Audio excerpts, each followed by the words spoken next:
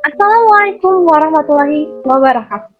Halo semuanya, kami dari kelas 447 D3 Akuntansi 2019 ingin memaparkan sebuah materi dari akuntansi biaya 2, yaitu konsep dasar budgeting.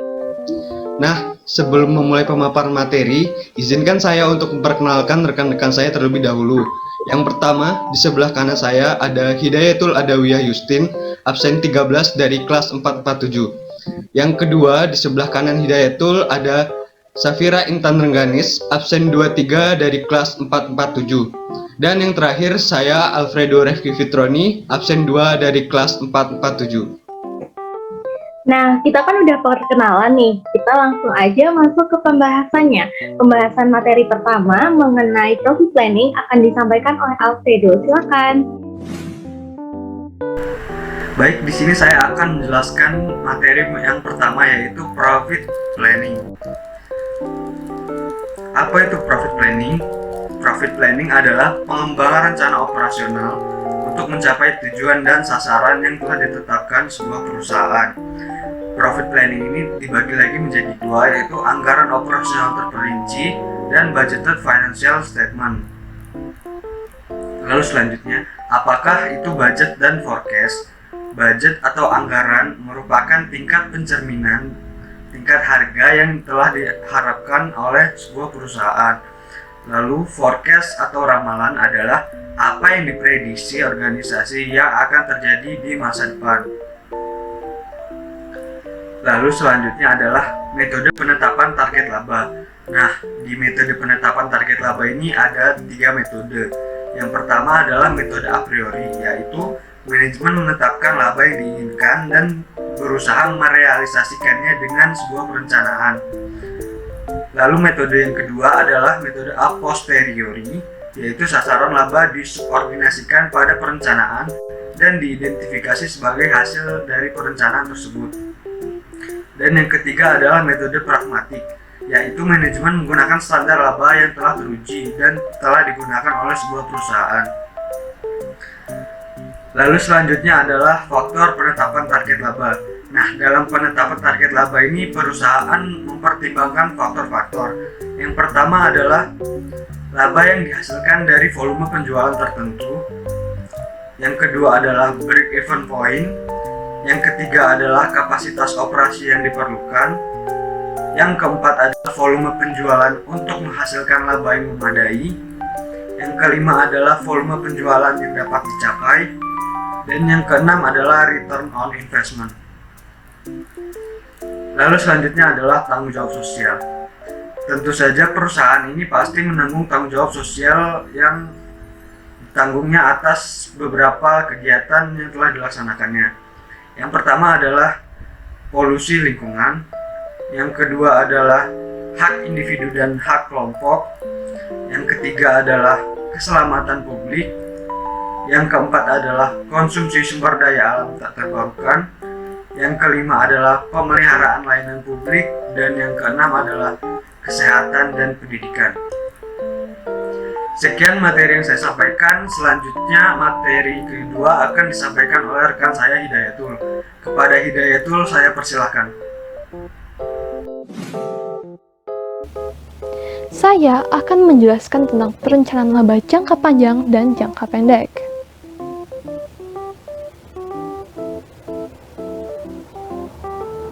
Perencanaan jangka panjang didefinisikan sebagai proses berkelanjutan untuk membuat keputusan pada saat ini secara sistematis dengan pengetahuan terbaik yang tersedia tentang masa depan dan mengatur secara sistematis upaya yang diperlukan untuk melaksanakannya.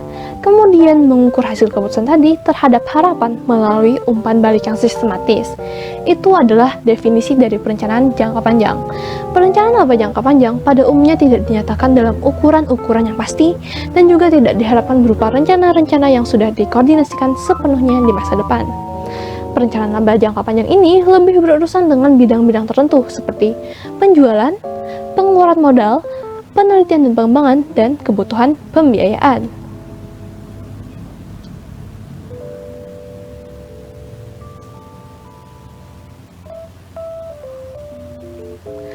perencanaan jangka panjang tadi tentunya perlu kita wujudkan, tidak boleh hanya menjadi rencana saja. Nah, dalam mewujudkannya atau melaksanakannya, kita dapat menggunakan apa yang disebut dengan anggaran jangka pendek. Anggaran ini dapat terdiri dari 3, 6, atau 12 bulan, namun yang umumnya dipakai adalah periode setahun. Nah, dalam membuat rencana atau perencanaan anggaran tahunan yang efisien, kita dapat memperpanjang hingga 18 bulan dengan struktur atau komposisi sebagai berikut. Yang pertama adalah 3 bulan di akhir tahun sebelumnya, dan yang kedua adalah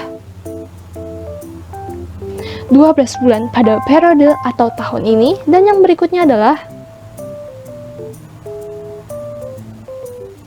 3 bulan di awal tahun berikutnya. Nah, hal ini bertujuan untuk memudahkan transisi antara anggaran periode sebelumnya dengan anggaran periode berikutnya.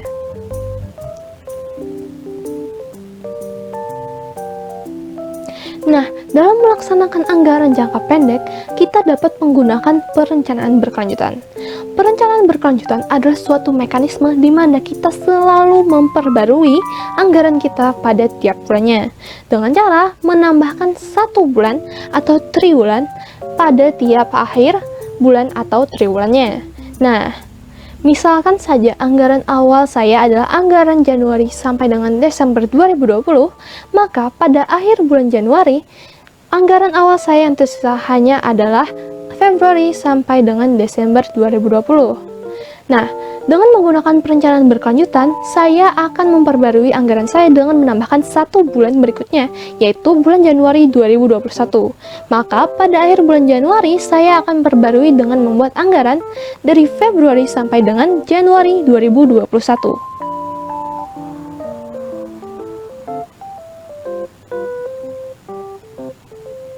Nah, dalam merencanakan anggaran jangka pendek, tentunya kita juga harus menentukan periode anggaran. Periode anggaran yang baik sebaiknya memenuhi beberapa kriteria berikut ini. Yang pertama adalah dibagi per bulan. Anggaran jangka pendek tidak boleh terlalu lama dan juga tidak boleh terlalu singkat. Oleh karena itu, sebaiknya periode anggaran tersebut dibagi per bulan. Yang kedua, melingkupi setidaknya 1 siklus musiman jika bisnis tersebut bersifat musiman. Contoh bisnis yang bersifat musiman adalah bisnis terkait perlengkapan sekolah, di mana seperti yang kita ketahui, perlengkapan sekolah permintaannya akan sangat meningkat pada awal tahun ajaran. Dan begitu juga dengan produksinya. Yang ketiga, dibuat cukup lama untuk penyelesaian proses produksi. Periode anggaran sebaiknya dibuat dari awal proses produksi hingga akhir proses produksi, di mana dihasilkan suatu barang atau jasa. Yang keempat, dibuat cukup lama untuk memungkinkan pendanaan kebutuhan. Nah, hal ini seperti yang kita tahu, dikarenakan adanya ketidakpastian di masa depan. Bisa saja anggaran yang sudah kita buat itu tidak mencukupi untuk kegiatan kita. Oleh karena itu, kita membutuhkan pendanaan untuk menutupi biaya-biaya yang kita butuhkan. Nah, oleh karena itu, periode anggaran harus dibuat cukup lama untuk memungkinkan pendanaan kebutuhan, sehingga tidak terjadi kemacetan atau terhentinya kegiatan produksi atau operasional organisasi kita. Yang kelima, dibuat bertepatan dengan akuntansi keuangan. Hal ini dikarenakan untuk memudahkan kita membandingkan hasil aktual dengan anggaran. Karena pada periode akuntansi keuangan dihasilkan juga laporan-laporan keuangan. Nah, laporan-laporan keuangan ini memiliki informasi yang dapat kita gunakan untuk menganalisis apa yang sebenarnya terjadi. Mengapa ada ketimpangan atau penyimpangan antara hasil aktual dengan anggaran yang kita buat. Berikutnya adalah keuntungan dan keterbatasan perencanaan laba.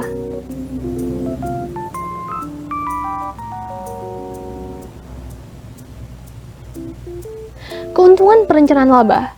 Yang pertama adalah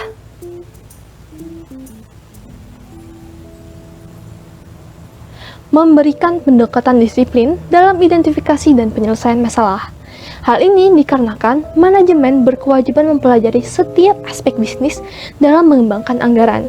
Nah, dalam mempelajari aspek-aspek bisnis tadi, otomatis manajer akan dapat memeriksa kembali kebijakan dan program yang ada dan mengidentifikasi adanya masalah dalam organisasi serta menyelesaikannya. Yang kedua, memberikan arahan untuk semua tingkat manajemen.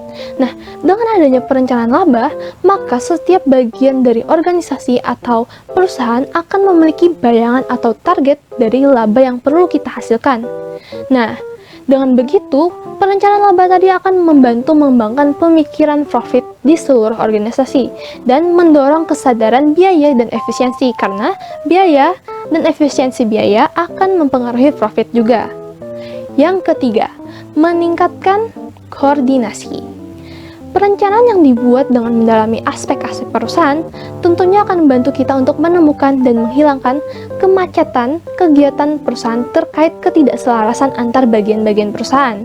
Dengan begitu, kita dapat mendorong tiap-tiap pihak untuk bersama-sama mengurangi ketidakefisienan dan melakukan kegiatan yang paling menguntungkan bagi organisasi kita atau perusahaan kita. Yang keempat, yaitu menjadi sarana untuk ide-ide dan kerjasama dari semua tingkat manajemen. Nah, keterampilan dan pengetahuan dibutuhkan semua manajer untuk mengembangkan rencana yang paling efektif. Oleh karena itu, partisipasi di semua tingkatan dibutuhkan untuk membantu memunculkan ide dan menyediakan cara untuk mengkomunikasikan tujuan dan mendapatkan dukungan untuk rencana akhir. Yang kelima, menyediakan tolak ukur untuk mengevaluasi kerja. Nah, anggaran akan memberikan ukuran untuk mengevaluasi kinerja dan mengukur kemampuan tiap-tiap individu. Oleh karena itu, perencanaan laba atau anggarannya akan mendorong para manajer untuk merencanakan dan bekerja secara lebih efisien. Berikutnya,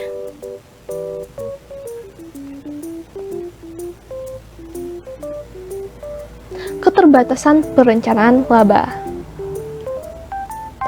Yang pertama adalah perkiraan bukanlah sains. Modifikasi dan revisi anggaran tidak terhindarkan. Nah, dalam membuat anggaran atau perencanaan laba, kita akan menggunakan perkiraan atau estimasi. Dalam membuat perkiraan atau estimasi, tidaklah terhindarkan dengan penilaian. Penilaian bukanlah hal yang konkret dan pasti. Oleh karena itu, mau tidak mau, bisa saja terjadi perubahan atau kesalahan estimasi dengan kenyataan yang terjadi. Nah, oleh karena itu, modifikasi dan revisi anggaran tidak akan terhindarkan. Selain itu, anggaran saya sebutkan tadi bahwa anggaran dapat digunakan untuk sebagai alat evaluasi. Nah, dalam menggunakan sebagai alat evaluasi, karena adanya keterbatasan ini, manajemen harus mengingat bahwa ketika terjadinya penyimpangan secara signifikan atau substansial antara kinerja aktual dengan anggaran, bisa saja merupakan akibat dari adanya kesalahan perkiraan atau estimasi. Yang kedua, anggaran dapat memfokuskan perhatian manajer pada target yang tidak sesuai dengan tujuan perusahaan. Nah, seperti produksi tinggi atau penjualan kredit tinggi adalah bagian dari perencanaan laba. Nah, perencanaan itu akan menimbulkan harapan. Harapan menimbulkan ekspektasi. Ekspektasi tadi akan menimbulkan tekanan atau mendorong manajer untuk memenuhi perencanaan dengan cara apapun, bahkan yang tidak sesuai dengan tujuan perusahaan. Oleh karena itu, di sini disebutkan bahwa anggaran dapat mengalihkan perhatian manajer pada target yang tidak sesuai tujuan perusahaan. Yang ketiga, perencanaan laba membutuhkan komitmen dari tiap manajemen atau dari top manajemen dan kerjasama seluruh pihak manajemen. Nah, terlalu sering keuntungan-keuntungan dari perencanaan laba tadi di-offset gara-gara manajemen eksekutif memberikan dukungan yang tidak tulus atau tidak berarti. Manajemen puncak yang tidak memberikan dukungan secara konsisten akan membuat anggaran tadi turun kualitasnya. Nah, oleh karena itu, keterlibatan semua tingkat manajemen diperlukan. Jika tidak, manajer dengan peringkat yang lebih rendah akan merasa anggaran tersebut hanyalah beban. Yang keempat, penggunaan berlebihan anggaran sebagai alat evaluasi dapat menyebabkan perilaku disfungsional. Nah, sehubungan dengan poin kedua, adanya tekanan dari evaluasi dengan anggaran yang berlebihan dapat mengakibatkan manajer mencoba untuk memasukkan informasi yang tidak sesuai ke dalam anggaran atau mengambil tindakan yang merugikan perusahaan untuk mencapai tujuan anggaran masing-masing. Yang kelima, perencanaan laba tidak mengeliminasi peran administrasi. Peran administrasi berupa eksekutif. Nah, eksekutif seharusnya tidak merasa dibatasi oleh anggaran. Alih-alih, rencana laba yang dirancang harusnya digunakan untuk dasar informasi terperinci yang memungkinkan para eksekutif untuk mengarahkan kegiatan ke tujuan organisasi. Yang terakhir, yaitu nomor 6. Penerapan perencanaan ini akan memakan waktu cukup lama. Nah, manajemen sering menjadi tidak sabar dan kehilangan minat karena terlalu berharap akan adanya hasil dalam waktu yang singkat. Nah, padahal pada kenyataannya semua penerapan rencana apapun membutuhkan waktu. Nah, oleh karena itu, para manajemen harus dibimbing dan dididik secara suportif tentang metode dan tujuan penganggaran. Setiap bagian manajemen dan perusahaan harus diajari dan dibimbing seperti itu, agar penerapan dari rencana ini menghasilkan hasil yang konkret. Nah, itu tadi adalah keterbatasan perencanaan laba. Slide selanjutnya akan dibacakan oleh Safira. Terima kasih. Oke teman-teman, berikutnya kita akan membahas mengenai prinsip-prinsip penganggaran. Saat kita membentuk suatu anggaran, atau di sini namanya proses penganggaran, kita nggak boleh asal, kita nggak boleh seenak jidat kita aja bikinnya. Kita harus mengikuti prinsip-prinsip yang telah ada. Di buku charter edisi ke-14 disebutkan ada 5 prinsip dalam membuat suatu anggaran. Yang pertama, badan organisasi dan badan akun membuat suatu kerangka kerja untuk sistem perencanaan dan sistem pengendalian anggaran. Yang kedua, badan organisasi itu mendefinisikan tanggung jawab dari para eksekutif dan juga sekaligus menjadi landasan dalam penyusunan anggaran. Yang ketiga, manajer di tiap departemen itu bertanggung jawab untuk menyiapkan anggaran dan melaksanakan anggaran di departemen tersebut. Yang keempat, para manajer harus bekerja sama dan juga memahami perannya masing-masing agar sistem penganggaran ini dapat berjalan dengan baik. Dan yang kelima, atau yang terakhir, seperti yang kita tahu, suatu proses itu tidak akan berhasil hanya karena kesuksesan satu orang. Sama seperti halnya anggaran. Anggaran ini merupakan upaya bersama dari banyak orang gitu. Next slide, kita akan membahas mengenai komite anggaran. Komite anggaran ini sebenarnya apa sih? Jadi teman-teman, komite anggaran ini adalah komite yang dibuat untuk mengarahkan proses penganggaran tersebut. Biasanya berisi manajer penjualan, manajer produksi, chief engineer, bendahara, dan controller. Di sini ada 6 tugas dan fungsi yang dimiliki komite anggaran. Yang pertama, mereka menentukan kebijakan umum. Kemudian yang kedua, mereka akan meminta dan mereview estimasi anggaran dari tiap individu. Yang ketiga, setelah mereka mereview, mereka akan menyarankan revisi jika diperlukan. Nah, jika tidak diperlukan revisi, mereka akan melakukan tugas dan fungsi yang keempat, yaitu menyetujui anggaran tersebut. Kemudian tugas kelima adalah menganalisis laporan anggaran yang telah selesai.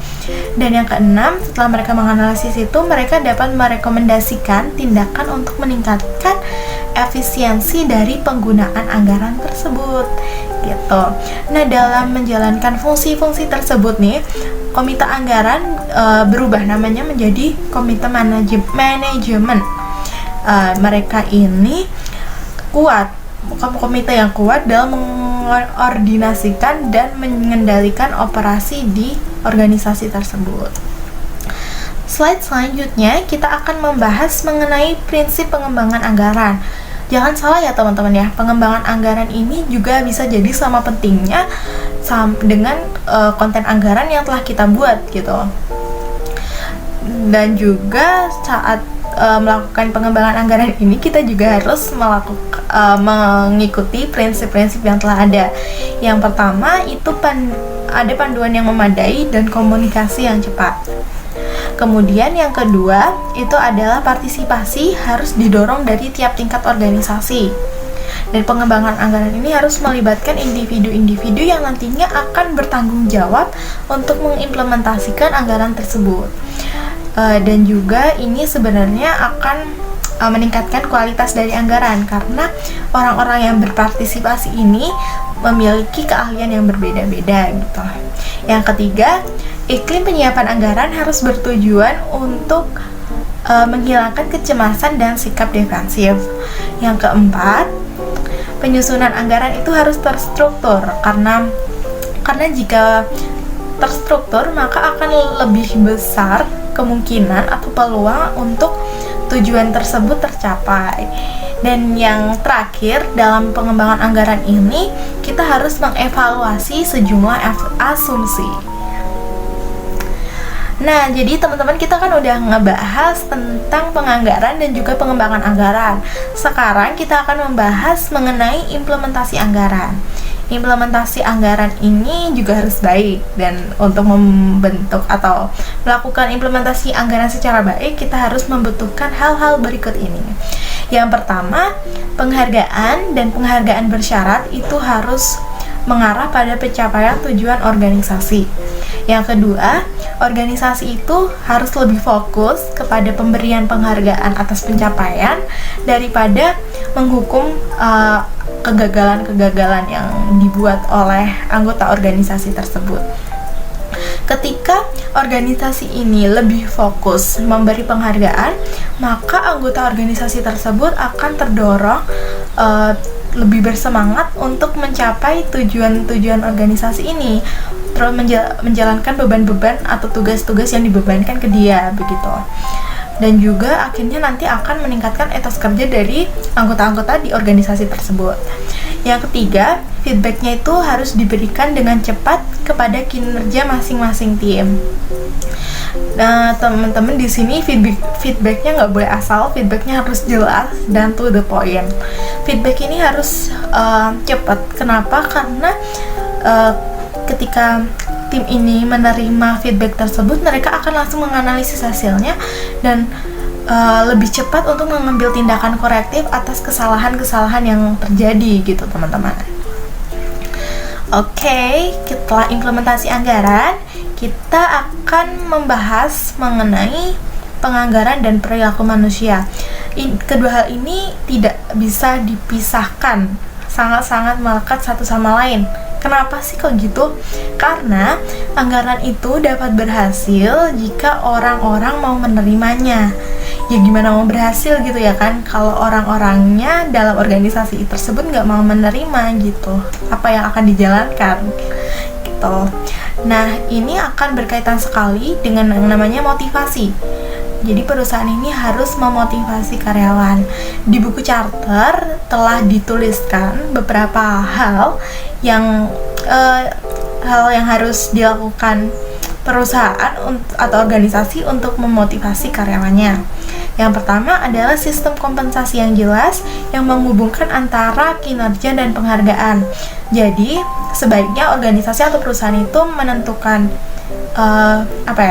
kinerja dan penghargaannya gitu. Misalnya gini, suatu karyawan di divisi marketing misalnya, mereka mampu menjual barang sebanyak 1000 unit, maka akan diberikan penghargaan berapa rupiah, dan itu penghargaan yang diberikan akan lebih banyak jika karyawan tersebut dapat menjual lebih banyak barang begitu. Yang kedua adalah sistem penilaian kinerja yang dipahami karyawan.